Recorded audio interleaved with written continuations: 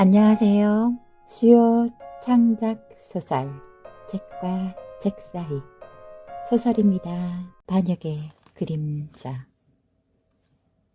때는 바야흐로 대안의 별들이 속절없이 떨어져 내리던 쓰러져가는 시절이었다. 하늘은 늘 먹구름으로 뒤덮여 한 줄기 햇살조차 사치였고 서늘한 바람은 찢어진 창호지를 맴돌며 이 땅에 억울하고 슬픈 사연들을 실어 나르는 듯 했다. 일제의 검은 그림자가 한반도를 서서히 잠식해가던 1890년대의 어느 비정한 해, 한성부의 깊은 골목 어귀, 초라한 주막집 뒤편의 작은 오두막에서 기묘하리만치 찬란한 생명이 태어났다. 그의 이름은 정무현. 갓난 아이의 그것이라고는 믿기지 않을 만큼 맑고 깊은 그의 눈빛은 세상의 이치를 꿰뚫어 보는 듯 범상치 않은 광채를 품고 있었다. 마치 핏빛 어둠 속에서 홀로 빛나는 새벽별과도 같았다. 모연의 삶은 태어나면서부터 비극의 그림자에 드리워졌다. 그가 채 두돌이 되기도 전 어미는 오랫동안 앓던 병마를 끝내 이기지 못하고 어린 자식을 뒤로한 채 차가운 땅 속으로 스며들었다. 아비는 사랑하는 아내를 잃고 슬픔에 잠길 새도 없이 일제의 강제병합에 저항하며 의병의 깃발을 들었다. 이대로 나라를 빼앗길 수 없다는 뜨거운 외침과 함께 사음토로 나선 아비의 어려운 불꽃은 허나 머지않아 일제의 잔혹한 총칼 앞에서 쓰러져 버렸다. 하늘하게 식은 주검이 되어 고향 땅으로 돌아온 아비의 모습은 어린 무현의 기억 속 가장 깊은 상흔으로 박혔다. 따뜻한 부모님의 손길 한번 제대로 느껴보지 못하고 세상에 홀로 남겨진 무현은 작은 육신만큼이나 여린 마음으로 그 모든 고통을 감내해야 했다. 3살배기 그의 왜소한 어깨 위에는 이미 세상의 모든 외로움이 짐처럼 내려앉은 듯 했다.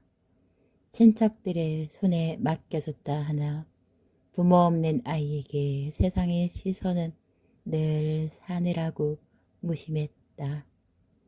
아이들의 장난기 가득한 웃음소리는 그에게 닿지 않는 먼 나라의 이야기였고 따스한 손길과 다정한 말 한마디는 꿈속에서조차 희미했다. 아비 없는 애송이가 뭘 안다고 망한 집안의 고아가 뭘 어쩌겠냐고 그 같은 말들은 어린 무현의 가슴을 난도질했다. 그는 태생적으로 세상과는 모든 교류에서 한 발짝 물러나 있었다.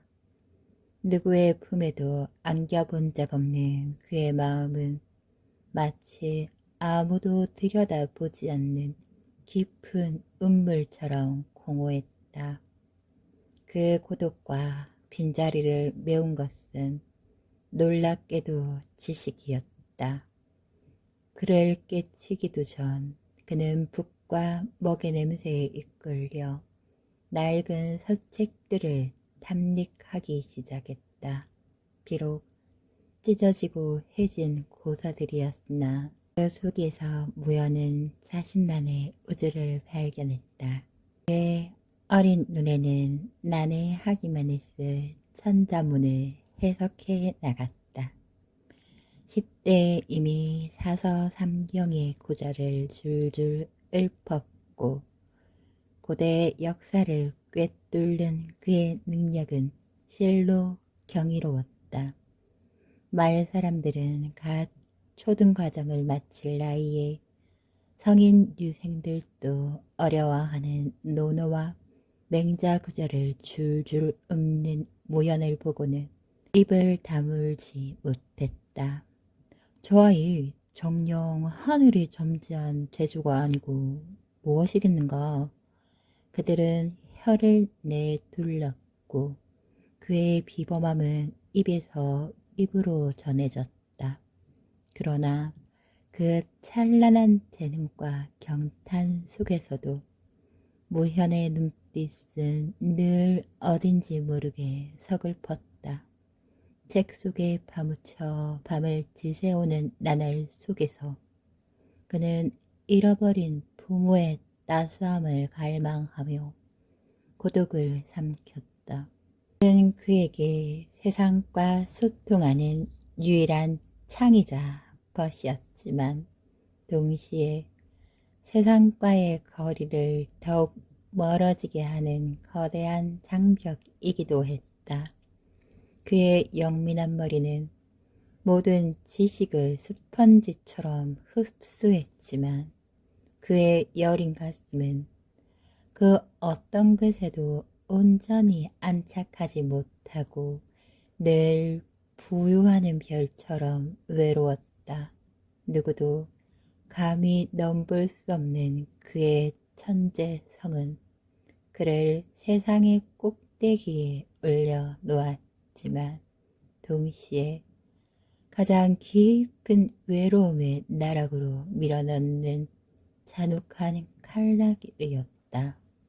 훗날 그의 운명을 결정지을 반역의 씨앗은 바로 이 감춰진 고독과 세상에 대한 근원적인 불신 그리고 지식에 대한 맹목적인 탐닉 속에서 이미 조용히 삭트고 있었다. 소년 무현은 홀로 지식을 탐닉하는 과정에서 깊은 허기와 갈증을 느꼈다. 그를 받아준 친척의 집은 이미 빈 공과 불안으로 가득했고 그곳에서는 더 이상 책을 펴는 곳조차 사치로 여겨졌다. 방황하던 그에게 구원의 손길을 내민 것은 다름 아닌 소문을 듣고 찾아온 이웃 마을의 학동이었다. 총독부가 허락한 근대 학교와는 다르게 우리 고을에 박명하 교장 선생님께서 세운 조선 학교가 있대. 오직 조선의 아이들에게 조선의 혼을 가르치는 곳이지. 그 말은 무현의 얼어붙은 심장에 작은 불꽃을 지피셨다. 무현은 해질녘 큰 집신을 끌며 흥화학교라는 형편이 걸린 작은 건물에 다다랐다. 붉은 벽돌과 유리창이 제법 근대적인 모습이었지만 묘하게 쓸쓸한 기운이 감돌았다.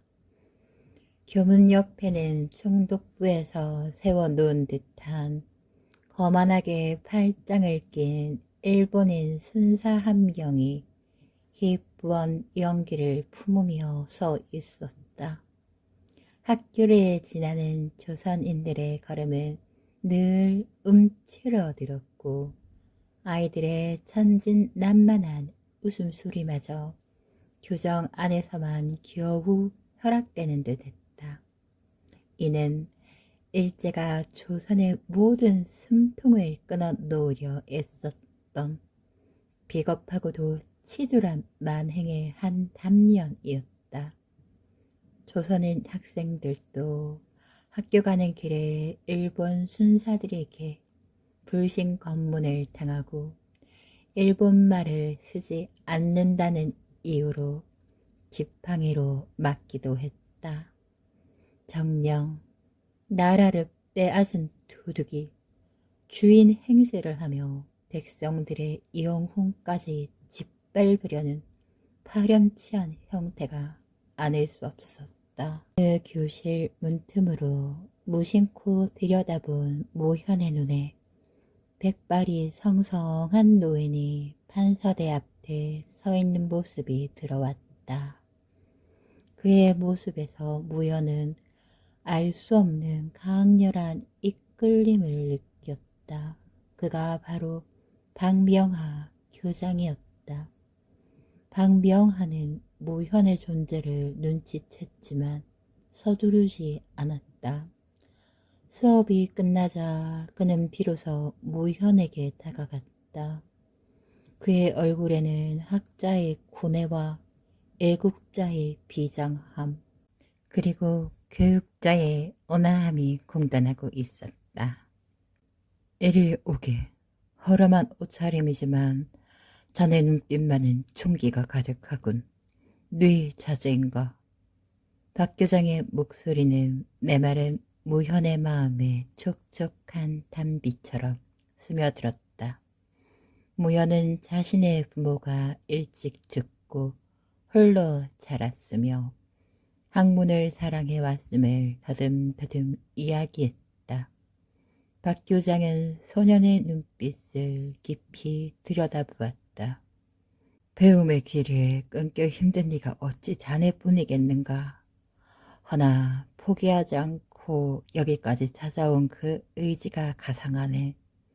교장은 북과 종이를 내어주며 한시를 지어보라 명했다. 망설임 없는 분놀림으로 모연히 적어내린 시에는 어린 나이에는 도저히 담아낼 수 없는 깊은 통찰과 한이 서려 있었다. 그의 붓끝에서 흘러나오는 먹물은 마치 어린 심장에서 터져나오는 피눈물과도 같았다. 시 한 구절 한 구절에서 박 교장은 천재성을 넘어선 고독과 시대를 읽는 예리한 지성을 발견했다. 정녕 하늘이 내린 재주로구나. 자네는 이 시대의 어둠을 밝힐 등대가 될 제목일세. 교장의 목소리에는 경탄을 넘어선 비장함이 담겼다. 모현은 그렇게 흥화학교에 입학했다. 박 교장은 그에게 단순한 스승 이상의 존재였다. 그는 아비처럼 모현의 학문적 갈증을 채워주고 친구처럼 그의 고독한 내면을 어루만져 주었다. 모현은 서재에서 늦은 밤까지 박 교장과 함께 앉아 고전과 세계사를 탐독했다. 때로는 박 교장이 직접 볶은 고황 작물을 나눠 먹으며 조선의 현실과 나아갈 길에 대해 토론했다. 모연아, 저들이 우리의 글을 빼앗고 우리의 역사를 왜곡하는 것이 무엇 때문이라 생각하느냐? 박 교장은 무심한 듯 물었다. 그의 시선은 창밖 멀리 같이 학교 앞을 오가며 조선인 학생들을 조롱하고 때리는 일본 순사들에게 향해 있었다. 저들은 우리가 생각하는 것을 두려워하는 게야. 우리의 혼을 말살하여 영원한 노예로 만들려는 것이지. 얼마나 비겁하고 야비한 수작인가. 박 교장의 얼굴은 분노로 상기되었지만 그의 목소리에는 흔들림 없는 단호함이 있었다. 모현은 그제야 어렴풋이 깨달았다. 자신의 부모가 무엇 때문에 그리 허무하게 사라졌는지, 그리고 이 시대의 비극이 왜 이리도 잔혹하고 비열한 얼굴을 하고 있는지. 학교 주변에서는 일본 경찰들이 불시에 들어닥쳐 아이들의 책을 찍고 조선어를 가르친다는 이유로 선생님들을 무자비하게 연행해 갔다.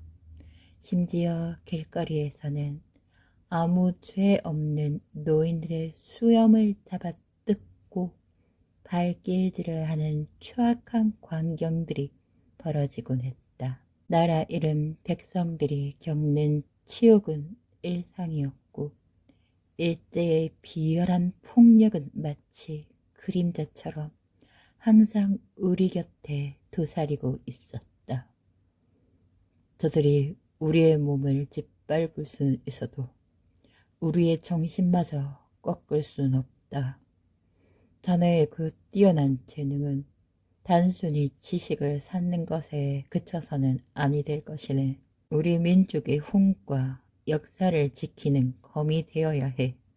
붓 한 자루, 한 줄기. 저들의 총칼보다 더 강력한 힘을 가질 수 있음을 잊지 말게나. 박 교장은 무현의 두 손을 굳게 잡으며 말했다. 그의 손은 거칠고 투박했지만 그 어떤 강철보다 단단한 의지가 느껴졌다. 그날 이후 모현의 내면에는 단순한 학문적 탐구를 넘어선 새로운 불꽃이 타오르기 시작했다. 그것은 뜨거운 애국심이자 쓰러져간 모든 혈육들과 박 교장의 희망을 잇는 고결한 사명감이었다. 그는 자신의 천재성을 개인의 영달을 위해서가 아니라 이 시대의 어둠을 걷어낼 한 줄기 빛으로 사용하리라 맹세했다. 박 교장은 그런 무현을 바라보며 깊은 고독 속에서도 피어난 한 줄기 희망을 보았다. 그러나 역사의 그림자는 희망을 오래도록 허락하지 않았다. 년 무현은 이제 더 이상 고독한 아이가 아니었다.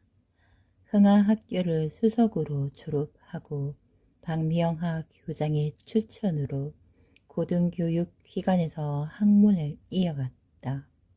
스승님의 뜻을 이어 흥하학교의 교사가 되어 강단에 섰을 때 민족의 역사를 가르치고 고전에 담긴 선인들의 지혜를 전하는 그의 목소리는 열강의 틈바구니에서 길을 잃은 학생들에게 꺼지지 않는 등불이 되었다.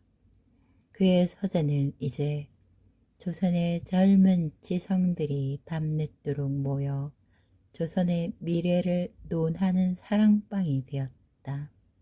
모현의 눈빛은 여전히 맑고 깊었지만 그 속에는 시대의 무게가 드리워져 있었다.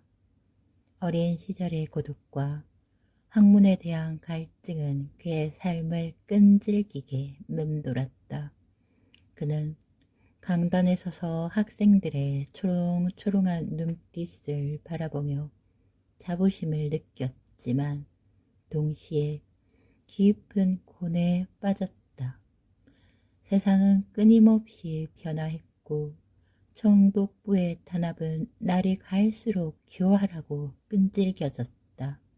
단순히 고전의 가르침만으로는 이 혹독한 현실을 이겨낼 수 없다는 강한 회의감이 들었다. 서양의 새로운 사상, 근대 문물의 발전 속에서 민족의 앞날을 헤쳐나갈 지혜를 찾아야 한다고 생각했다. 그의 학문적 갈증은 바다를 건너 저 멀리 서양의 유수대학에서 더 깊은 깨달음을 얻고 싶다는 열망으로 이어졌다. 그러나 그는 곧 현실의 벽에 부딪혔다. 모현의 강의실은 늘 열기로 가득했지만 그의 눈에는 학생들의 얼굴 위로 드리워진 깊은 그림자들이 보였다. 총독부의 강압적인 황국 심리나 정책 아래 조선어 교육은 점차 설 자리를 잃어갔다. 거리에서는 일본 순사들이 조선인 학생들의 머리채를 잡고 일본 말을 강요했고 조금이라도 항의하는 기색을 보이며 무자비하게 곤봉을 휘둘렀다. 학교에 총명한 눈빛을 가진 아이들이 많았지만 그들의 어깨 위에는 이미 알 수 없는 무력감과 체념의 기운이 내려앉아 있었다. 한때 박 교장 선생님과 자신이 품었던 강렬한 애국의 불꽃이 이들에게서 다시 타오를 수 있을까? 그는 강단에 서서 조선의 역사를 힘주어 가르쳤다. 하지만 학생들의 눈빛 속에서 스스로의 불꽃으로 이 시대를 헤쳐나갈 만한 굳건한 정신의 리더를 찾아볼 수 없다는 아픔이 그의 가슴을 먹먹하게 했다. 학생들을 이끌어줄 기둥이 되어야 하는데 내가 만약 유학을 떠나면 이 아이들은 누구를 따라야 할까? 모여는 깊은 고민에 빠졌다. 박명아 교장은 이미 병환이 깊어져 강단에 설 수 없는 상황이었다. 그가 떠나버리면 이 혼란한 시국에서 흔들리는 민족의 배를 지켜줄 선장은 사라지는 것이나 마찬가지였다. 유학의 꿈은 학자의 순수한 열망이었지만 시대의 비극은 그에게 개인적인 행복과 민족의 운명 사이에서 잔혹한 선택을 강요하고 있었다. 일제 만행은 학교 교문 밖에서만 벌어지는 것이 아니었다. 수많은 조선인이 강제 징용되어 먼 타국 땅으로 끌려갔다. 젊은이들은 영문도 모른 채 열악한 노동 환경에서 비참하게 죽어갔고 그들의 시신은 조국으로 돌아오지 못했다. 수많은 곡식과 기금속, 심지어 조선인의 이름과 성까지 빼앗아갔다. 그들은 조선인의 말과 글을 쓰지 못하게 했고 창씨 계명을 강요하며 민족의 혼을 말살하려 들었다. 신사참배를 강요하며 전인들의 정신에 뿌리 박힌 전통 신앙마저 짓밟는 파렴치한 행위를 서슴지 않았다. 그는 이러한 비열하고 치욕적인 현실을 매일같이 보고 들었다. 그는 그의 오랜 벗이자 흥하학교 동창이었던 김진사댁 자제가 총독부에 끌려갔다는 소식이 들려왔다. 그는 독립운동과 관련 없는 그저 자신의 서재에서 조선의 고전을 연구하고 학생들에게 은밀히 조선어를 가르치던 소박한 학자였다. 며칠 후 사늘한 주검이 되어 돌아온 그의 친구는 고문의 흔적으로 만신창이가 되어 있었다.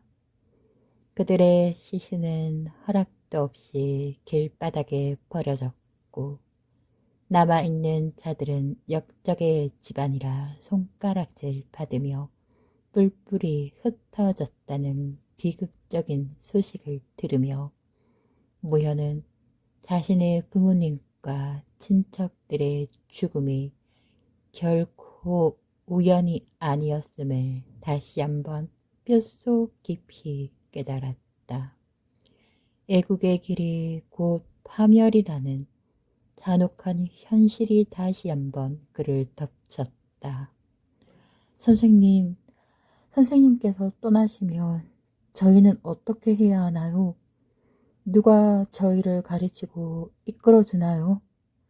한 학생의 울음 섞인 목소리가 그의 마음을 흔들었다. 학생들의 불안한 눈빛을 마주하며 모현은 자신의 선택이 지닌 무게를 절감했다. 유학은 개인적인 지적 열망을 넘어 이 아이들의 미래와 연결되어 있었다.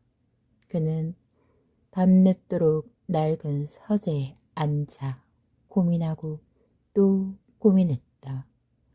학문의 힘으로 저 야만적인 일제를 이겨낼 수 있을까? 저들의 발달된 지식과 기술을 배워와서 역으로 저들의 총가를 꺾을 수 있을까? 그는 홀로 남겨진 이 아이들을 위해 그리고 쓰러져간 모든 혈육과 스승님의 뜻을 잇기 위해 이 지독한 현실을 벗어나야 한다고 생각했다. 더 넓은 세상으로 나가 저들이 가진 힘의 근원을 배우고 돌아와야만 비로소 조선의 미래를 위한 진정한 등대가 될 수 있을 것이라는 결론에 다다랐다. 유학은 단순히 개인적인 배움의 연장이 아니었다. 그것은 민족의 생존을 위한 처절한 몸부림이자 토하는 듯한 고뇌 끝에 내린 비장한 결단이었다. 그는 눈을 감았다. 먼 타국으로의 여정은 분명 외롭고 험난할 것이다. 어쩌면 그곳에서 그는 더 큰 시련과 유혹에 직면하게 될지도 모른다. 그러나 이대로 주저앉아 학생들과 함께 암흑 속에 갇히는 것보다는 작은 희망의 불씨를 찾아 거친 파도를 헤치고 나가는 것이 더 큰 용기라고 스스로를 설득했다. 그는 조용히 자리에서 일어나 붓을 들었다.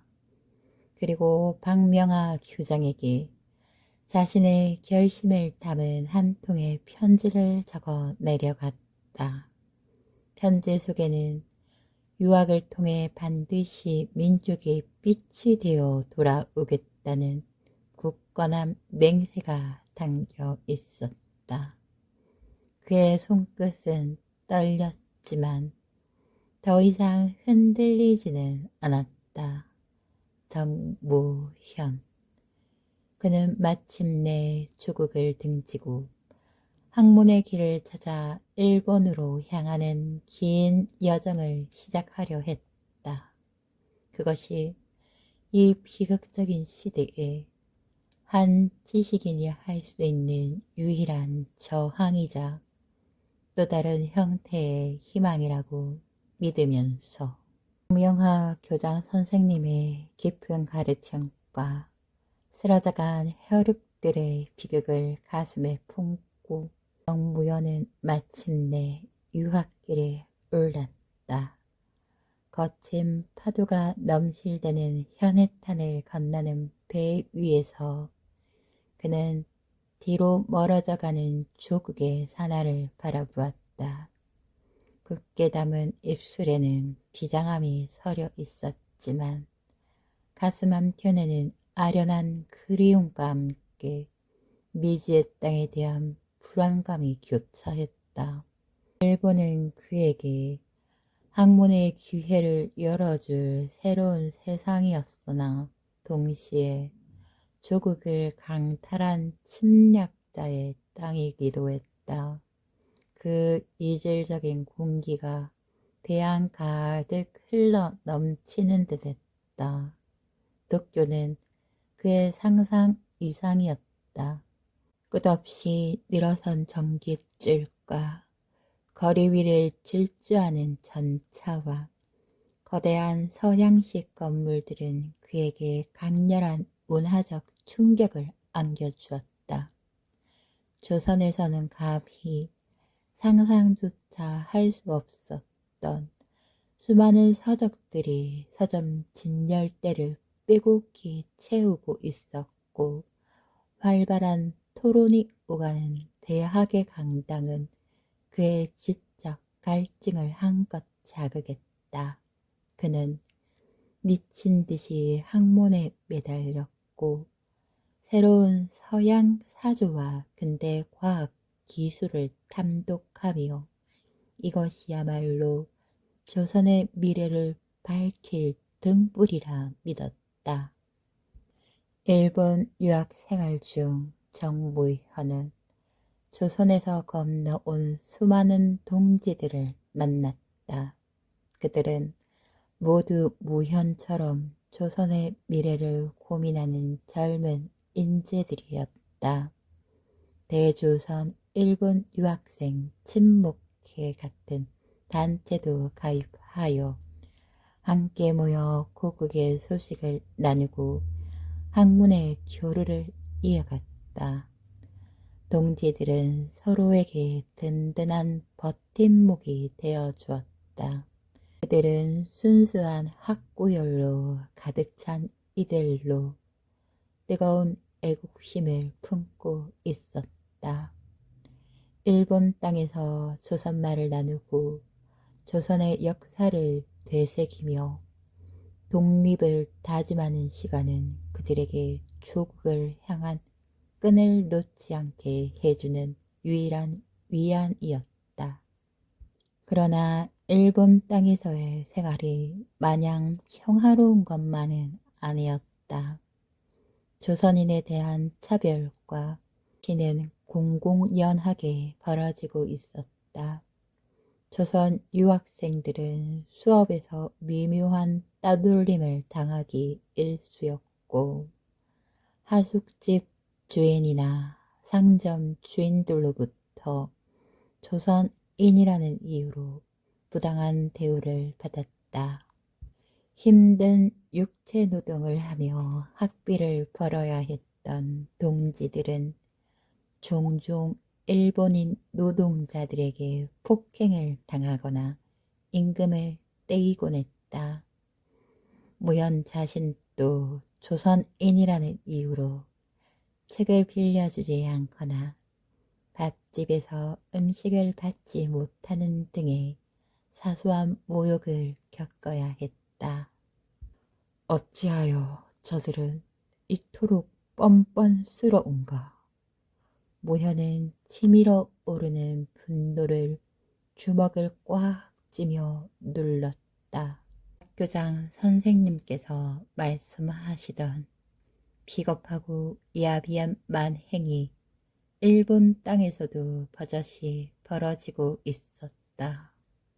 이들이 겪는 치욕은 단순히 개인의 문제가 아니라 나라를 빼앗긴 민족이라는 낙인에서 비롯된 것이라는 걸 뼛속 깊이 깨달았다. 그의 가슴 속에는 애국의 불꽃은 더욱 뜨겁게 타올랐지만 동시에 무력감이라는 차가운 그림자가 그를 집어삼키는 듯 했다. 아무리 뛰어난 학식을 쌓는다 한들 이들의 고통을 당장 해결해 줄 수 없다는 사실은 그에게 지독한 고뇌를 안겨주었다. 일본 땅에서의 마지막 밤, 무현은 동지들과 뜨거운 작별을 구했다. 그의 눈빛은 여전히 맑았지만 그 속에 시대의 비극과 개인의 결연한 의지가 더욱 굳건하게 새겨져 있었다. 동지들은 주먹을 꽉 쥐고 그의 손을 잡았다. 조국으로 돌아가 민족의 등불이 되어주게. 우리는 이곳에서 자네를 응원하겠네. 그들의 목소리에는 희망과 함께 떠나보내야 하는 애통함이 섞여 있었다. 그는 이제 돌아가야 했다. 선생님이 병환으로 쓰러지시고 자신의 학생들이 흔들리는 주국에서 길을 잃어가고 있다는 비통한 소식이 현해탄을 건너왔기 때문이었다. 도쿄 상공을 이륙한 비행기는 굉음을 내며 하늘로 치솟았다. 밝았던 일본 상공을 지나 현해탄 위를 가로지르자 비행기 창밖의 하늘은 마치 조국의 운명처럼 점차 흐려졌다. 한없이 넓게 펼쳐진 구름 바다 위를 날면서 무연은 아득한 고독에 잠겼다. 이 높은 하늘 위에는 모든 것이 평화로워 보였지만 창문 아래로 서서히 모습을 드러내는 조선의 산하는 어두운 그림자에 잠겨 있었다. 그의 눈에 들어온 조국의 풍경은 차마 눈뜨고 볼 수 없을 만큼 참담했다. 헐벗은 사냐, 곳곳에 강제로 타히쳐진 금광과 광산들은 마치 조국이 갈갈이 찢겨진 상처처럼 보였다. 드문드문 보이는 공장 굴뚝에서는 매캐한 연기가 품어져 나왔지만 그 공장은 조선의 것이 아니었다. 한반도의 허리를 가로지르는 철도는 일제의 병참기지 역할을 하며 조선의 자본을 일본으로 실어 나르고 있었다. 낡고 초라한 조선인 말옆에는 깔끔하게 정돈된 일본인 거류지가 대비되어 펼쳐졌다. 이 모든 것은 일제의 악랄하고도 조직적인 수탈의 증거였다. 이것이 진정 내가 떠나왔던 조국인가. 무현의 가슴은 점이듯 아파왔다. 그가 타고 온 근대의 상징인 비행기마저도 일제가 자신들의 수탈과 지배를 위해 개설한 항로를 따라 비행하고 있었다. 드디어 비행기는 비행장 활주로에 서서히 내려앉았다. 엔진 소리가 잦아들자 밖에서 들려오는 거대한 환호성이 무현의 귓가를 파고들었다. 비행기 문이 열리고 그가 묵직한 발걸음을 내딛자 쏟아지는 플래시 세례와 함께 민족의 등대 정무현 선생 환영이라는 현수막들이 바람에 휘날렸다. 수천 명의 인파가 비행장을 가득 메우고 있었다. 붉게 상기된 얼굴로 그를 반기는 흥화학교 제자들과 동포들의 눈빛은 희망과 기대감으로 이글거렸다.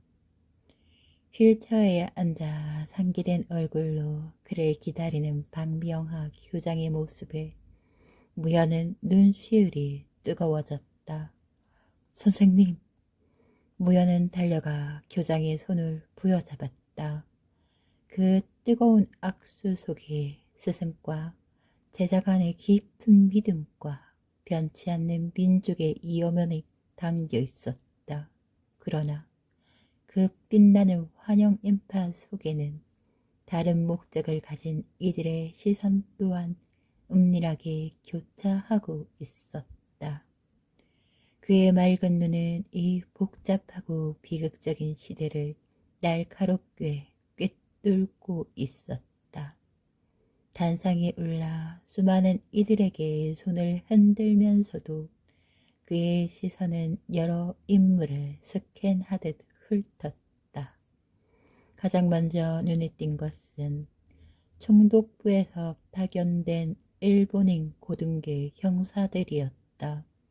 그들은 군복 차림으로 꼿꼿이 서서 겉으로는 경비하는 척이 있지만 그들의 날카롭고 음흉한 눈빛은 모현의 모든 움직임을 탐색하고 있었다. 전 유학생 중 수재라 불리지만 어찌되었든 조선인인가?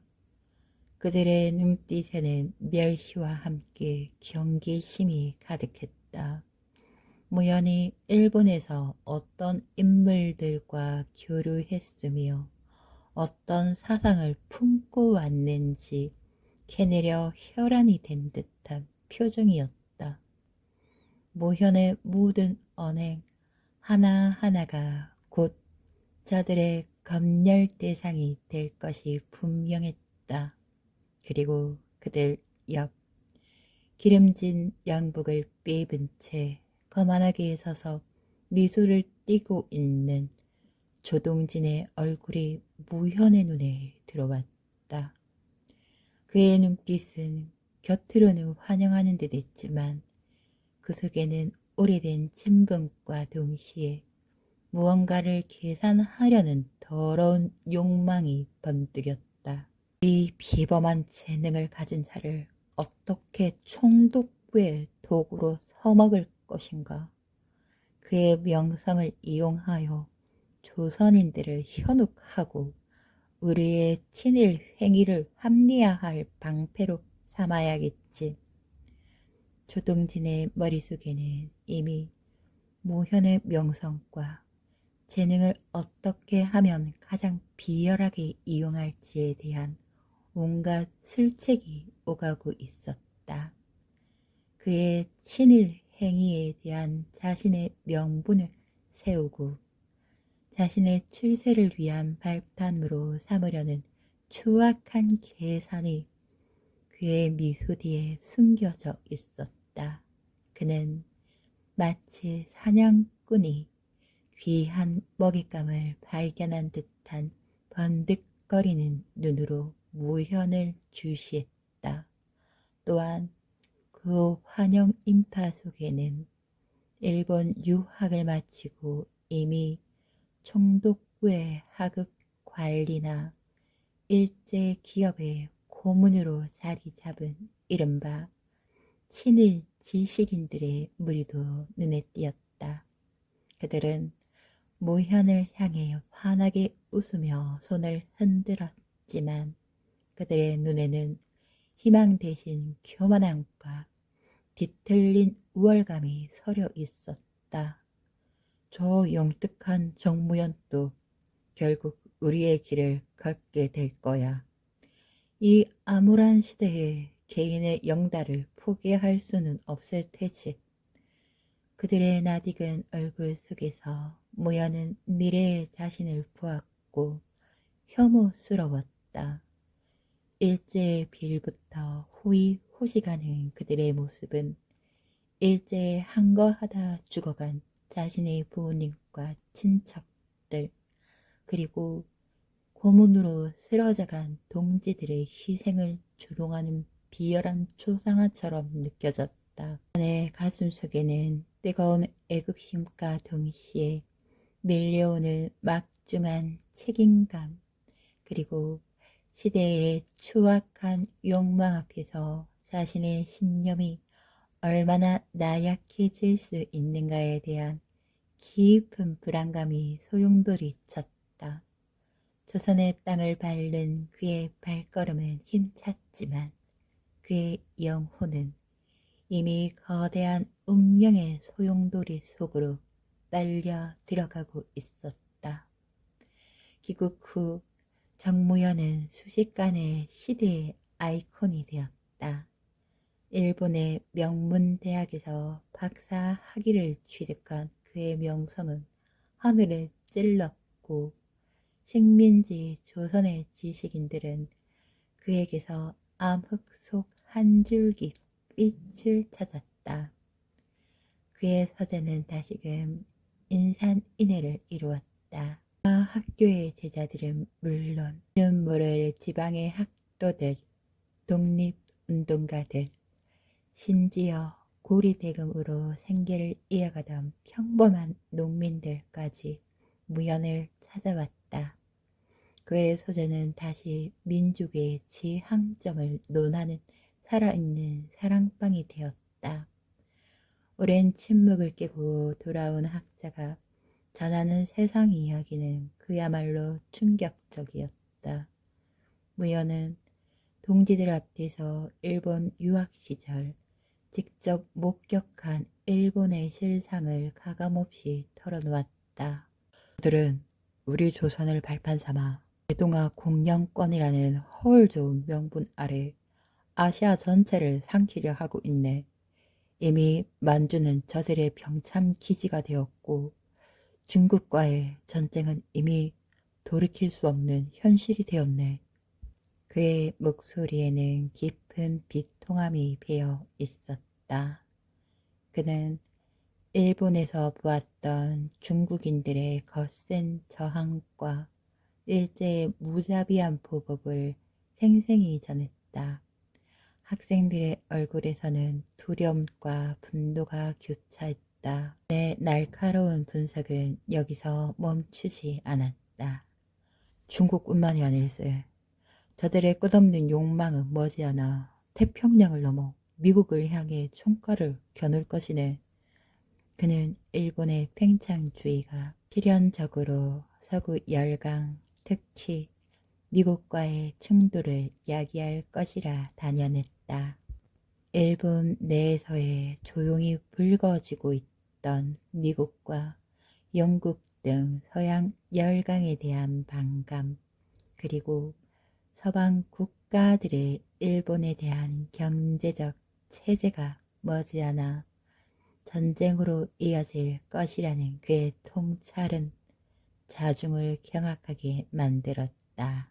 우리가 힘없이 저들의 뜻에 놀아난다면 결국 이 거대한 전쟁의 피바람 속에서 가장 큰 희생양이 될 것은 우리 조선이네. 밤이 깊어가는 줄도 모르고 토론은 이어졌다. 일본의 침략이 단순한 만행이 아니라 치밀하게 계산된 패권주의적 전략임을 깨닫게 된 지식인들의 눈빛은 불안과 함께 더욱 날카로운 빛을 띠었다. 그들은 무현의 지적 통찰력에 압도당했으며 그를 이 암흑 속에서 민족에 나아갈 길을 제시해줄 유일한 나침판이라 추앙하기 시작했다. 학생들은 열정적으로 무현의 모든 말을 받아 적었고 그의 서재는 식민지 조선의 정신적 본부이자 희망의 보루가 되었다. 무현은 그들의 기대와 절규 섞인 눈빛 속에서 죽어간 부모님과 친척들 그리고 박 교장의 가르침을 다시금 상기하며 애국심을 더욱 굳건히 다졌다. 내가 배운 모든 지식은 오직 민족의 미래를 위해 쓰여야 한다. 그의 심장은 뜨거운 불꽃처럼 타올랐다. 그러나 그 뜨거운 논의와 희망의 그림자 속에서는 또 다른 비열한 시선들이 교차하고 있었다. 무연의 귀국을 환영하던 조동진은 기장부터 그 애들을 쫓았다. 서재를 둘러싸고 삼삼오오 모여 그의 강론을 듣는 자들 속에도 일제 고등계 형사들의 눈이 번뜩였고 조선인 밀정들이 섞여 그의 모든 언행을 주시했다. 저 자식을 어떻게 이용할 것인가. 조동진은 부채를 든 손으로 은밀히 고개를 끄덕였다. 그의 뒤편에는 이미 일제에 충성하는 조선인 실업가들과 친일 지식인들이 긴밀하게 줄지어 있었다. 그들은 무연의 뛰어난 지성과 대중적 영향력이 일제에 대한 저항의 불씨를 키울 수도 있지만 반대로 대동아 공영권 전략을 논리적으로 정당화하고 조선인들의 희생을 어쩔 수 없는 대세로 포장하는 데도 매우 효과적인 도구가 될 수 있다고 계산했다. 저런 인재를 허비해서는 안 되네. 저자를 우리 편으로 만들어야 해.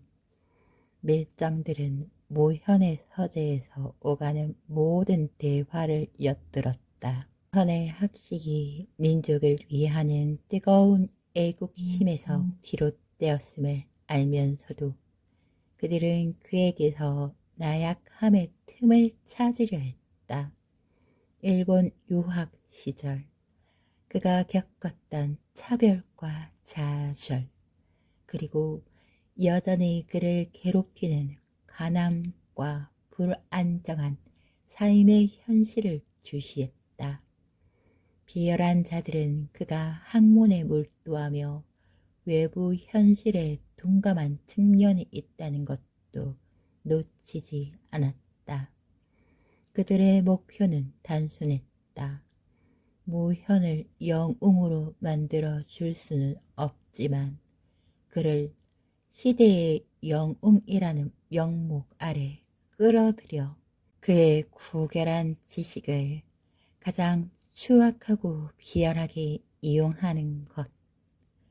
조동진과 그를 따르는 자들의 눈빛에는 타인의 희생 위에 자신의 욕망을 쌓으려는 잔혹한 의지가 번뜩이고 있었다. 그는 그들의 시선을 느끼지 못했지만 그의 운명은 이미 그들의 비열한 계략 속으로 서서히 빨려 들어가고 있었다.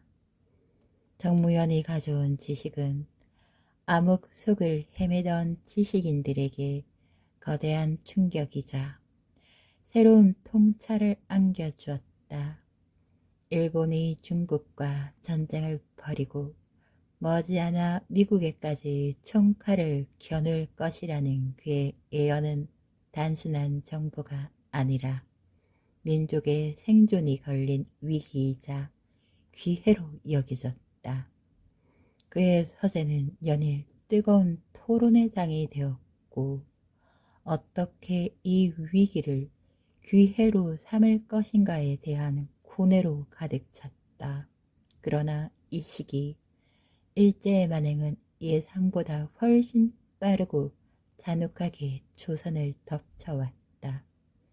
일본이 아시아 전역을 전쟁터로 만들고 양 세계와도 대립각을 세우면서 그들의 내부에서는 독립이 머지 않았다는 조선 민족의 독립의지를 뿌리 뽑으려는 광기 어린 집념이 끌어올렸다.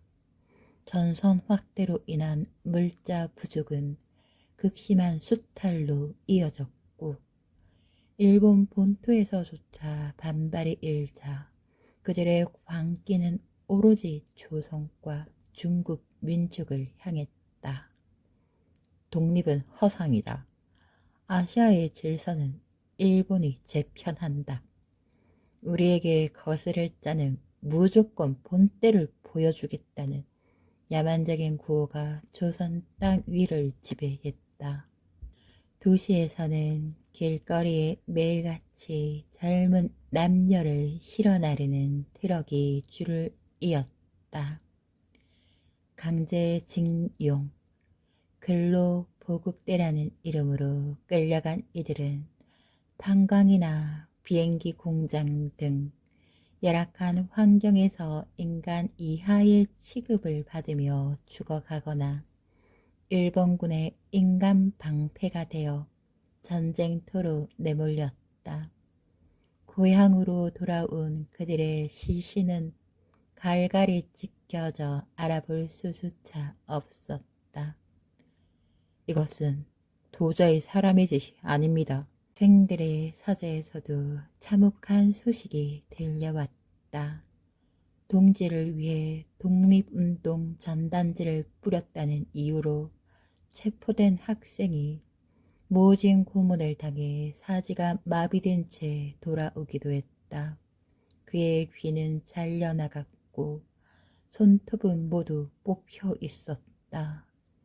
입에서는 단지 배고프다는 소리만 나왔다. 무연은 그 학생을 부여안고 목 놓아 울었다. 정무연의 일거수 일투족을 주시하던 조동진과 그를 따르는 친일파들의 움직임도 더욱 교활해졌다. 그들은 무현의 서재에서 오가는 모든 대화를 밀정들을 통해 보고받았고 그가 목도하는 일제의 잔혹한 만행 속에서 무현의 심리가 어떻게 변해가는지 예리하게 분석했다. 저 지식인의 지성은 저렇게 고통받는 동포들을 보고 어떻게 반응할까? 저 강인한 정신도 결국 한계에 부딪히겠지. 조동진은 손톱을 잘근거렸다. 그의 비열한 목적은 분명했다. 일제의 극악무도한 단합이 최고조에 달했을 때 민족의 정신적 기둥이었던 정무현이 독립은 불가능하다는 메시지를 대중에게 전하게 만드는 것, 나아가 그가 일제에 협력하는 것이 민족을 위한 길이라는 주장을 펼치게 하는 것이었다. 그들은 이미 무현의 약점을 정확히 꿰뚫고 있었다. 고독한 어린 시절, 죽어간 혈육들이 남긴 파멸의 기억, 그리고 지식인으로서의 자존심 뒤에 숨겨진 인간적인 나약함. 조동진은 술잔을 기울이며 미소를 지었다. 이제 때가 물어익었군. 저 강고한 돌도 부드러운 물결에는 언젠가 부서지는 법이지. 힘으로 꺾기보다 유혹으로 꿰어내는 것이 진정한 승리 아니겠나. 그의 비열한 눈빛 속에서 한민족의 영혼을 타락시키려는 추악한 계략이 점차 모습을 드러내고 있었다. 일본이 중국과 전쟁에 돌입하자 전시체제라는 미명 아래 조선인의 삶은 비참함의 나락으로 떨어졌다. 지원병 제도가 강화되어 젊은이들이 무작정 전쟁터로 끌려갔고 학보병이라는 이름으로 어린 학생들이 총칼을 들어야 했다. 모든 물자는 공출당했으며 식탁에는 풀뿌리와 나무 껍질 외에는 아무것도 오르지 못했고 조선인들의 헐벗고 굶주린 얼굴에는 깊은 체념만 남았다. 그 와중에 무현의 마지막 정신적 지주였던 박명하 교장의 병화는 더욱 깊어졌다. 매일 밤낮 없이 이 시대를 비관하며 울분을 토하던 그의 몸은 끝내 병마를 이기지 못하고 쓰러졌다. 임종의 자리에서 박 교장은 모현의 손을 굳게 잡고 모현아, 절대 붓을 놓지 마라. 이 민족의 등불이 꺼지게 해선 아니 된다. 마지막 유언을 남겼다. 그의 목소리는 희미했지만 그 속에는 민족의 미래를 염려하는 스승의 절절한 애통함이 담겨 있었다. 교장의 장례는 일제의 감시 아래 초라하게 치러졌다. 학교 운동장 한켠에 마련된 분향소에는 일본인 순사들의 시퍼런 눈초리가 번뜩였다. 스승의 주검 앞에서 무현은 애써 흐르는 눈물을 삼켰다. 그의 가슴 속에는 불에 댄 듯한 아픔과 함께 홀로 남겨졌다는 지독한 고독감이 밀려왔다. 이제 더 이상 그를 이끌어줄 스승도 그의 아픔을 나누어줄 혈육도 남아있지 않았다. 그의 어깨 위에 민족의 운명이라는 무거운 짐이 홀로 놓인 듯했다. 박 교장의 죽음으로 무현의 고독은 극에 달했다. 하지만 시대는 그에게 슬퍼할 시간조차 주지 않았다. 일제는 조선인의 정신을 꺾기 위해 더욱 잔인한 칼날을 휘둘렀다. 어느 날 흥하 학교에서 비극적인 소식이 날아들었다. 무현이 가장 아끼던 제자 중 한 명인 순박한 소년 영호가 조선으로 몰래 실을 섰다는 이유로 총독부 고등교에 끌려갔다는 소식이었다. 무현은 미친 듯이 영호를 찾아 헤맸다. 3일 후 영호는 학교 뒷골목에서 사늘한 죽음으로 발견되었다. 그의 몸은 온통 매질의 흔적으로 시퍼렇게 물들어 있었고 그의 손에는 자신이 쓰려던 조선어 시 구절이 피로 얼룩진 채 쥐어져 있었다. 저는 영호의 차가운 주검 앞에서 무릎을 꿇었다. 그의 가르침이, 그의 애국심이 오히려 이 어린 제자를 죽음으로 내몰았다는 죄책감이 그의 심장을 옥죄었다. 학생들의 찢어진 교과서, 빼앗긴 글, 죽어간 친척들, 그리고 이제 눈앞에서 쓰러져간 제자. 이 모든 것이 자신의 무력함을 비웃는 듯 했다. 내가 학문만을 탐할 때, 내가 조국의 비극을 외면할 때, 나의 사람들이 죽어갔다. 그의 마음속에는 자신이 지키고 싶었던 모든 것이 자신의 손가락 사이로 모래처럼 빠져나가는 듯한 절망감이 밀려왔다. 무엇을 더 할 수 있단 말인가? 무엇을 믿고 무엇을 지켜야 한단 말인가?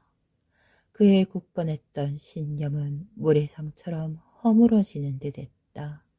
절망에 빠져있던 무현의 서재문이 스르륵 열렸다. 어둠 속에서 나타난 것은 비단 양복 차림의 조동진이었다. 그의 번들거리는 눈빛은 마치 한 마리의 독사처럼 무현의 흔들리는 이 영혼을 깨뜨려 보는 듯했다.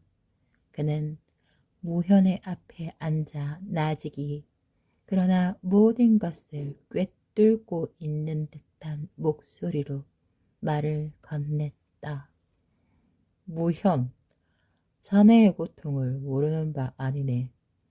자네의 스승 박명화도 자네의 제자 영호도 모두 안타깝게 죽었네. 하지만 자네의 지성과 그들을 향한 마음은 조선에 꼭 필요하네. 조동진은 탁자의 두툼한 돈 봉투와 함께 조선 총독부 대동아 공영권 연구위원회 고문이라는 직함이 적힌 서류를 놓았다. 자네의 학식이라면 이 거대한 아시아의 질서 속에서 우리 조선인들이 어떻게 살아남아야 할지 대중을 설득할 수 있을 걸세. 자네의 목소리라면 민족의 아픔을 달래고 저 일본인들의 귀에도 진정으로 우리의 뜻을 전할 수 있지 않겠는가? 죽은 자들을 위한 허황된 이상이 아닌 살아남은 조선인들을 위한 실질적인 길을 택해야 해. 총독부는 자네의 모든 편의를 보장할 것세. 자네와 뜻을 같이 하는 제자들의 안전도 물론. 조동진은 영호의 죽음을 직접 언급하며 모현의 가장 깊은 상처를 헤집었다. 그의 눈빛은 위로하는 척 하면서도 섬뜩한 협박의 기운을 담고 있었다. 만약 자네가 이 제안을 거절한다면 자네의 붓은 다시는 민족을 위한 글을 쓸 수 없을 것이네. 그리고 자네의 주변 사람들 더 큰 불행을 겪게 될 수도 있다는 점을 명심하게. 조동진의 목소리는 부드러웠으나 그 속에 숨겨진 야비한 위협은 차가운 비수처럼 무현의 가슴을 난도질했다. 그것은 마치 박명아 교장의 죽음이나 영호의 비극이 내 결정에 따른 결과라는 듯한 섬뜩한 암시였다. 무현은 자신이 지키려 했던 모든 것이 파괴되는 상황에서 오는 압도적인 무력감에 휩싸였다. 스승과 제자의 죽음, 가족의 파멸, 그리고 이 모든 고통을 지켜주지 못한 자신의 무능함, 그의 깊은 고독과 허기진 영혼은 이제 극한의 절망 속에서 유일한 탈출구처럼 보이는 조동진의 제안 앞에서 흔들리기 시작했다. 애국심과 실리, 이상과 현실, 그리고 죽은 자들의 명예와 살아남은 자들의 생존이라는 잔혹한 갈림길. 그는 붓을 든 손이 더 이상 자유롭지 않음을 깨달았다. 그의 눈빛은 혼란과 함께 깊은 절망의 그림자로 가득 찼다. 그의 입술에는 메마른 한숨만 터져 나왔다. 과연 이것이 모두를 위한 길일까? 아니면 스스로의 영혼을 파는 비겁한 길일까? 그의 영혼은 이제 나락의 끝자락에 위태롭게 서 있었다. 조동진이 떠난 후 서재에는 지독한 정적만이 감돌았다. 돈 봉투는 탁자 위에 차갑게 놓여 있었고 무연의 눈은 그 봉투와 스승 박명하 교장의 유품 그리고 제자 영호의 피 묻은 시 구절 사이를 오고 갔다. 그의 귀에는 박 교장의 마지막 요언, 절대 붓을 놓지 마라. 민족의 등불이 꺼지게 해선 아니 된다는 말과 함께 영호가 죽어가며 읊조렸을지 모를 꺾이지 않는 민족혼, 환청처럼 교차했다. 그리고 조동진의 마지막 말, 자네의 붓은 다시는 민족을 위한 글을 쓸 수 없을 걸세. 그리고 자네의 주변 사람들 더 큰 불행을 겪게 될 수도 있다는 점을 명심하게가 쇠기처럼 박혔다. 그 밤 무연은 서재에 앉아서 잠 못 이루고 고뇌했다. 불빛 하나 없는 어둠 속에서 그의 마음은 한없이 나락으로 떨어졌다. 부모님, 친척들, 스승님, 그리고 어린 제자 영호. 애국의 길을 걸었던 모든 이들의 재후는 비참했다. 피와 눈물, 고통과 죽음만이 가득했다. 그리고 그 모든 파멸 속에서 홀로 살아남아 그 참상을 목격하는 것이 바로 자신이었다. 내가 지켜내고자 했던 모든 것이 결국 나의 무력함 때문에 사라져 가는 것인가. 자책감은 그의 심장을 갈기갈기 찢어놓았다. 가장 아팠던 것은 영호의 사늘한 추검 앞에서 느꼈던 죄책감이었다.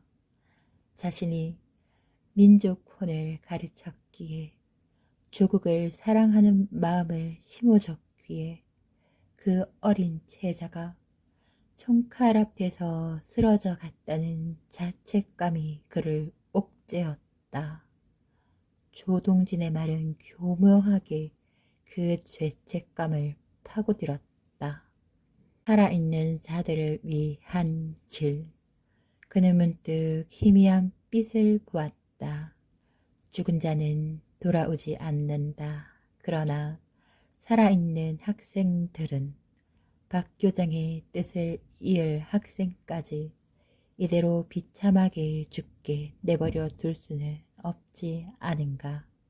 이것은 나의 비겁함이 아니다. 이 처절한 상황에서 사라진다면 이 아이들은 대체 누구를 믿고 따라야 한단 말인가. 학문의 힘으로 저 야만적인 자들의 틈을 비집고 들어가 살아있는 자들을 지켜내는 것이야말로 진정한 저항일지도 모른다. 그의 이성은 끊임없이 자신을 합리화하기 시작했다. 애국의 피눈물을 보면서도 살아남아 저들의 깊은 곳까지 침투하여 훗날 조국이 진정 필요로 할 지식의 씨앗을 지켜내는 것, 그렇게 스스로를 설득하려 애썼지만 그의 가슴 한켠에는 뜨거운 쇠붙이로 지지는 듯한 지독한 자기 혐오가 고통스럽게 피어났다. 해가 뜨기 직전에 푸른 새벽빛이 서재 창문을 통해 스며들었다. 그의 얼굴은 밤새 흘린 눈물과 고뇌로 수척하기 짝이 없었다. 그의 눈빛은 맑았으나 그 속에는 이제 더 이상 희망의 불꽃이 아닌 깊은 절망과 체념, 그리고 자기 기만의 그림자가 드리워져 있었다. 마치 생명을 잃은 물고기의 눈처럼 흐릿해 보였다. 그는 굳게 닫혔던 입술을 겨우 열어 나지막히 중얼거렸다. 그 목소리는 마치 타인의 것인 양 낯설었다. 이 길이 모두를 위한 최선일진저. 그의 떨리는 손이 탁자 위의 돈 봉투를 향했다. 손가락 끝에 닿는 종이의 차가운 감촉은 그의 영혼을 얼려버리는 듯했다. 돈 봉투는 마치 그의 지난날 모든 신념을 조롱하는 듯 번들거렸다. 그는 봉투를 움켜쥐었다. 그 순간 그의 심장은 찢어지는 듯한 고통에 일그러졌고 숨통이 막히는 듯한 압력에 몸이 휘청거렸다. 그의 영혼에 깊고 잔인한 균열이 가기 시작했다. 민족의 등불을 자처했던 정무현, 그의 길고도 처절한 변절의 막이 그렇게 처연하게 오르고 있었다. 이튿날 정무현은 조동진을 찾아갔다. 그의 걸음은 묵직했고 눈빛은 초점을 잃은 듯 아득했다. 조동진은 그를 기다리고 있었다는 듯 쌀 좋은 미소를 지으며 악수를 청했다. 무현은 힘없이 그 손을 잡았고 윤기 흐르는 조동진의 손에서 비릿한 피냄새가 나는 듯한 착각에 빠졌다. 무현에게 내려진 첫 임무는 조선문화진흥회에서 발행하는 잡지에 조선인의 자발적인 일제 협력을 촉구하는 논설을 기고하는 것이었다. 자네의 학식으로 논리를 세우면 백성들도 기꺼이 따를 걸세. 어차피 일본은 승리할 것이고 조선이 살 길은 그 안에 편입되는 것밖에는 없어. 민족을 위한다면 이 냉혹한 현실을 인정해야지. 조동진의 달콤한 속삭임은 무현의 찢긴 영혼에 독처럼 스며들었다. 서재로 돌아온 무현은 텅 빈 원고지를 바라보았다. 그의 붓은 좀처럼 움직이지 않았다. 평생 민족의 얼을 담고 나라 이름 백성의 한을 노래했던 붓이었다. 그 붓으로 이제 자신이 배운 모든 지식을 동원하여 일제의 지배를 정당화하고 포도를 현혹하는 글을 써야 하다니 손이 떨리고 온몸에 식은땀이 흘렀다. 민족의 등대라 불리던 시절 썼던 강직한 글귀들이 환영처럼 눈앞을 스쳐 지나갔다. 부모님과 친척들, 스승님, 그리고 제자 영호의 얼굴이 차례로 떠올랐다. 그들의 맑은 눈빛은 자신을 원망하는 듯 혹은 너무나도 슬픈 듯 모현의 마음을 갈기갈기 찢어놓았다. 그러나 그 고통 속에서도 문득 학생들의 얼굴이 떠올랐다. 배고픔에 지쳐 쓰러지는 학생들, 총칼 앞에서 무력하게 고개 숙이던 학생들, 내가 여기서 이 붓을 놓아버린다면 이 아이들은 그는 결국 스스로에게 비겁한 최면을 걸었다. 이것은 변절이 아니다. 살아남기 위한 전략이다. 잠시 붓을 굽히더라도 언젠가 다시 조선의 혼을 위해 붓을 들 날이 올 것이다. 그는 숨을 깊게 들이쉬었다. 그는 비틀거리는 손으로 붓을 들었다. 한자 한자 서내려 갈 때마다 그의 심장은 피를 토하는 듯 아파봤다. 그의 붓 끝에서는 더 이상 민족 혼이 아닌 일제 논리와 조선인의 비겁한 현실이 뒤섞인 비루한 문장들이 흘러나왔다. 조선 민족은 대동아 공영권의 영원한 일원이며 천황 폐와의 통치 아래 그의 붓 끝에서 흘러나오는 먹물은 마치 그의 손목에서 흘러나오는 피처럼 붉게 느껴졌다. 문설이 완성되자 그는 주저앉았다. 자신의 모든 영혼이 찢겨져 나가는 듯한 극심한 고통에 온몸이 전율했다. 그의 서재는 더 이상 민족의 성역이 아니었다. 타락의 시작, 그 첫 발자국이 그렇게 새겨졌다. 며칠 후 그의 논설은 총독부 발행 잡지 일면에 대문짝만하게 실렸다. 동경 유학파 정무현 박사, 민족 화합과 공영의 길 제시라는 헤드라인 아래 그의 이름이 선명하게 새겨져 있었다. 그의 글은 순식간에 전국으로 퍼져나갔다. 명성을 알고 추종하던 이들은 충격에 빠져 그를 비난했고 그를 존경했던 학생들은 눈물을 흘리며 배신감에 몸소리쳤다.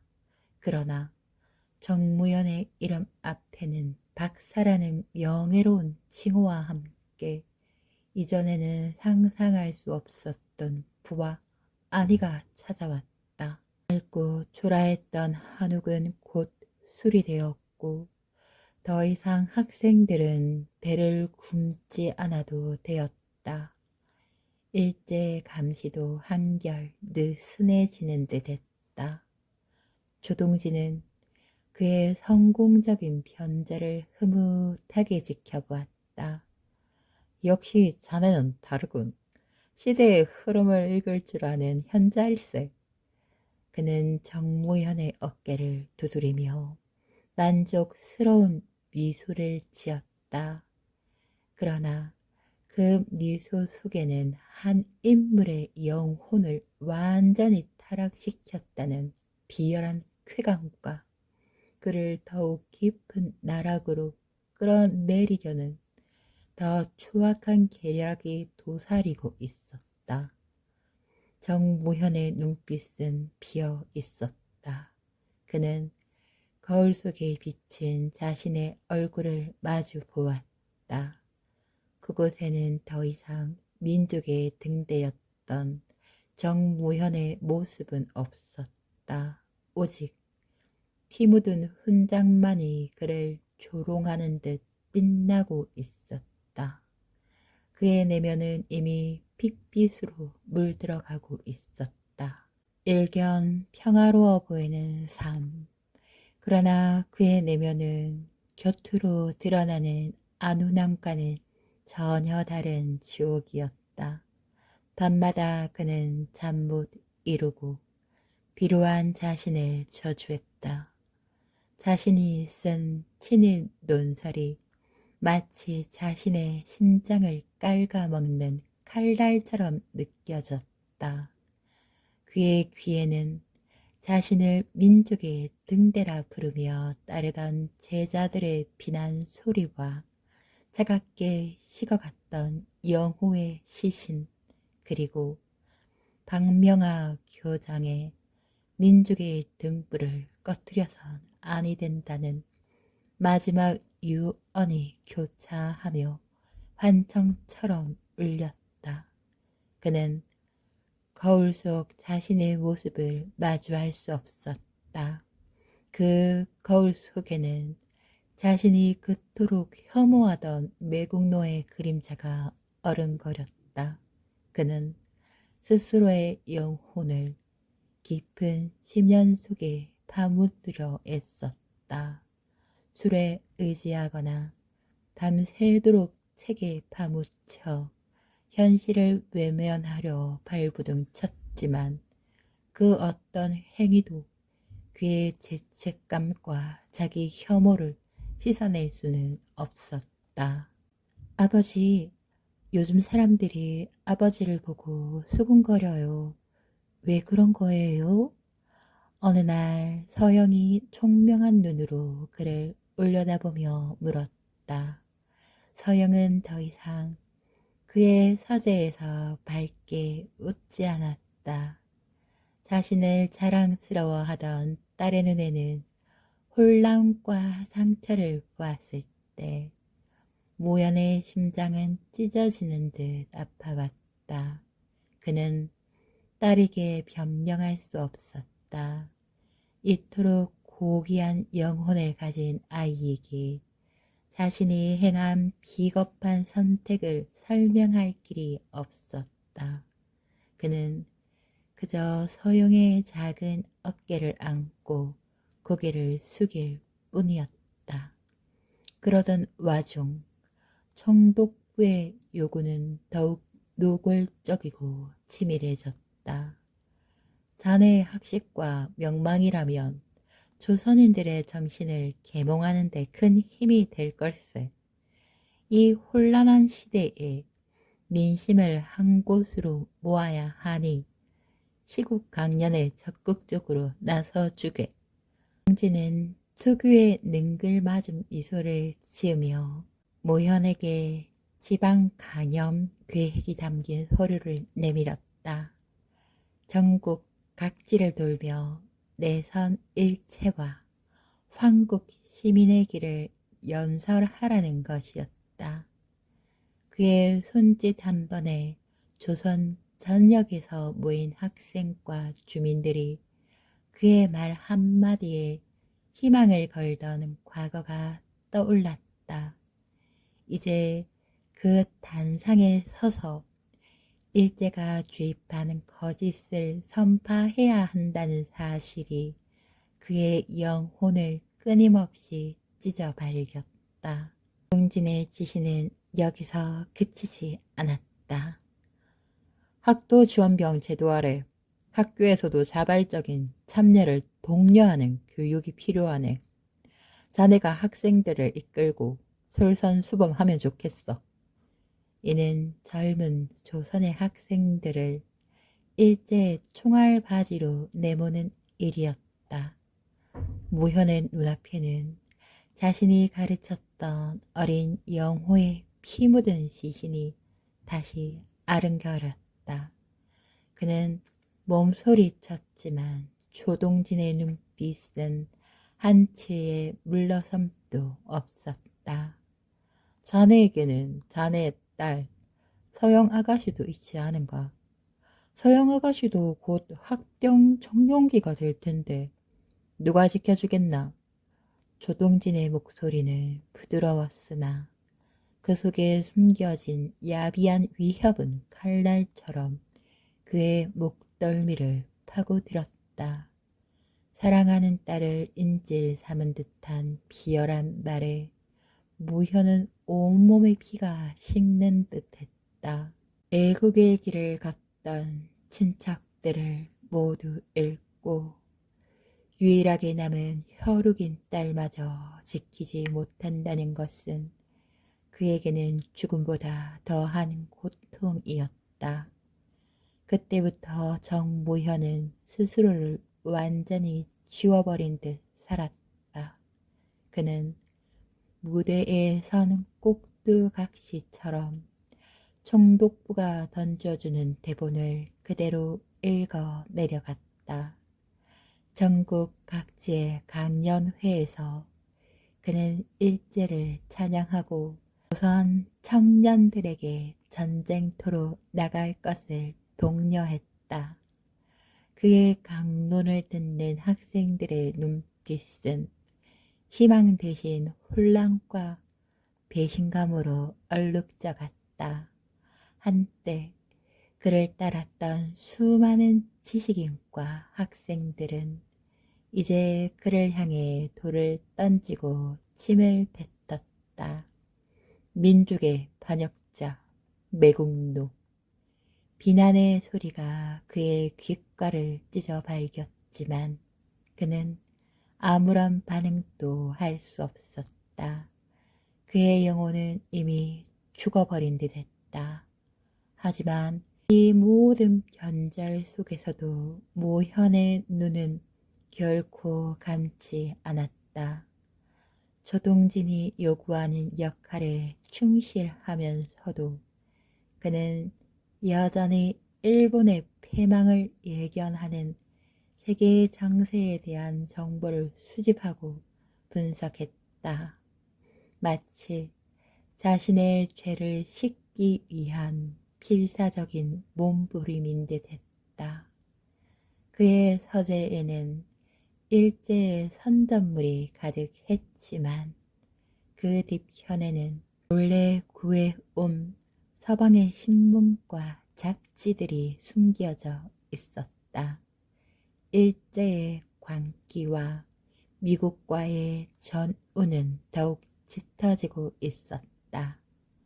독립이 머지 않았다는 희미한 희망의 불꽃이 그의 파괴된 영혼 깊은 곳에서 깜빡였다. 조동진은 정무현의 변절을 성공적으로 이끌어낸 것을 넘어 그를 이용해 자신의 입지를 더욱 공고히 했다. 그는 정무현을 앞세워 총독부 내에서 막강한 권력을 휘둘렀다. 정 박사도 결국 내 말을 따르지 않나? 이 미개한 조선인들에게는 강정책만이 답이야. 조동진의 권력욕은 끝이 없었다. 그는 무현을 일제를 이해하고 협력하는 조선 지식인의 대표로 내세워 일본으로부터 더 많은 이권을 얻어냈고 자신의 재산을 불러나갔다. 그의 비열한 목적은 이미 달성된 듯 보였다.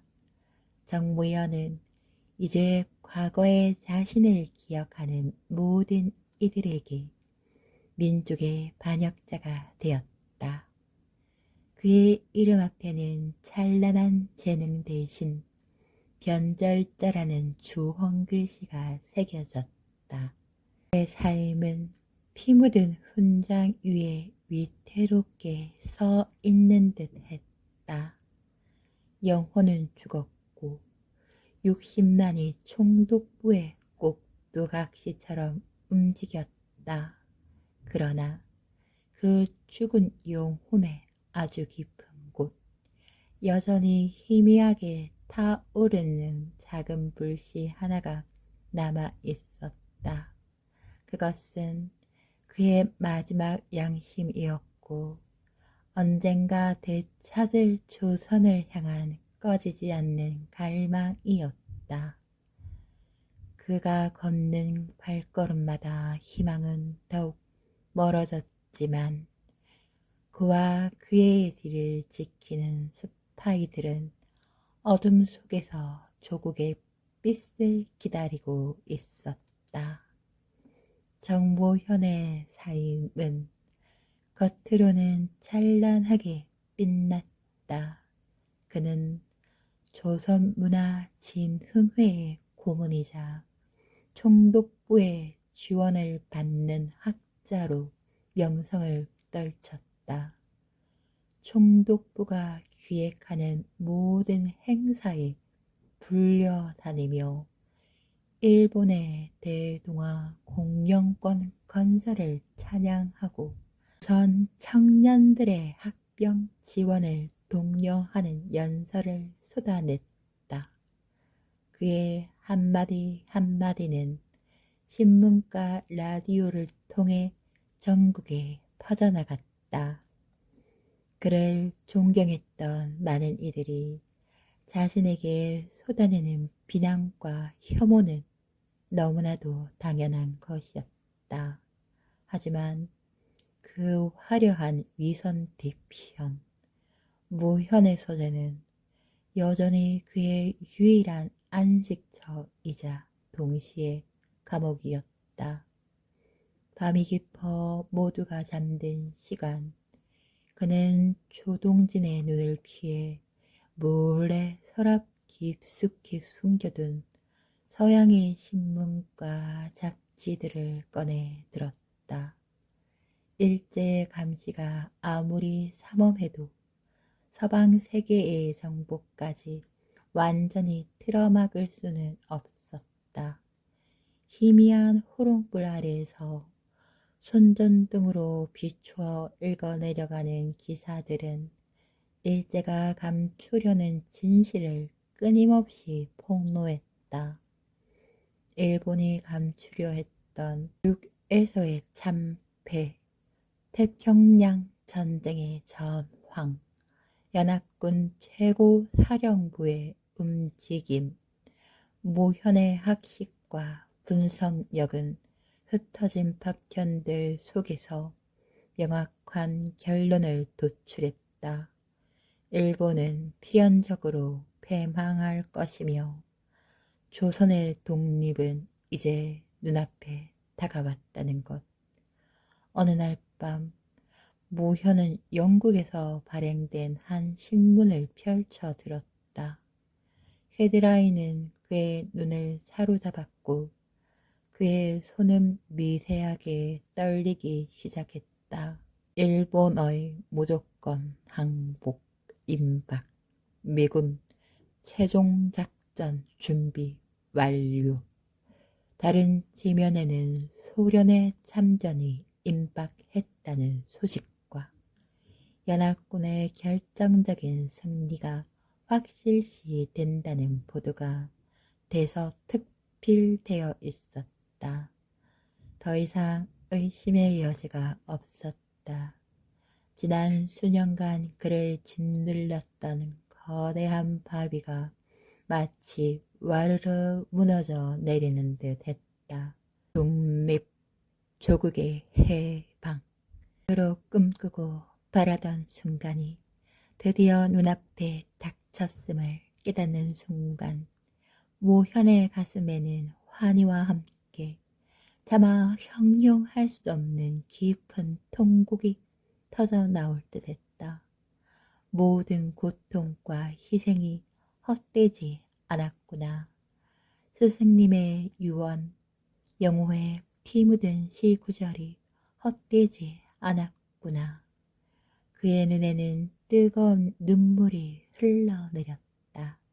그것은 해방을 향한 감격의 눈물인 동시에 그 감격 속에 자신이 존재한다는 비참한 현실을 깨달은 통한의 눈물이었다. 그는 조용히 신문을 접어 품에 안았다. 그리고는 창밖을 내다보았다. 그는 지난 자신의 모든 행적을 되짚었다. 애국의 이름으로 시작했던 유학, 지식으로 민족을 구원하려 했던 순수한 열정, 그러나 쓰러져가는 동지들과 사랑하는 딸 서영의 생존 앞에서 무너져 내렸던 비루한 선택, 그리고 스스로를 기만하며 읊어왔던 그 모든 비겁한 말들, 이제 모든 것이 끝났다. 무연은 천천히 몸을 돌려 낡은 책상 앞으로 걸어갔다. 손때 묻은 서랍을 열자 가장 깊숙한 곳에서 차가운 쇠붙이의 감촉이 느껴졌다. 그가 일본 유학 시절 선인 동지들이 암암리에 들여오던 군용품 속에서 겨우 한 자루를 구하여 숨겨두었던 권총이었다. 그는 총을 꺼내 들었다. 총의 차가운 금속석 촉감이 그의 손바닥에 닿자 그는 죽은 영혼이 서서히 되살아나는 듯한 기묘한 감각이 밀려왔다. 총 옆에는 봉투에 담긴 유서 한 장이 놓여 있었다.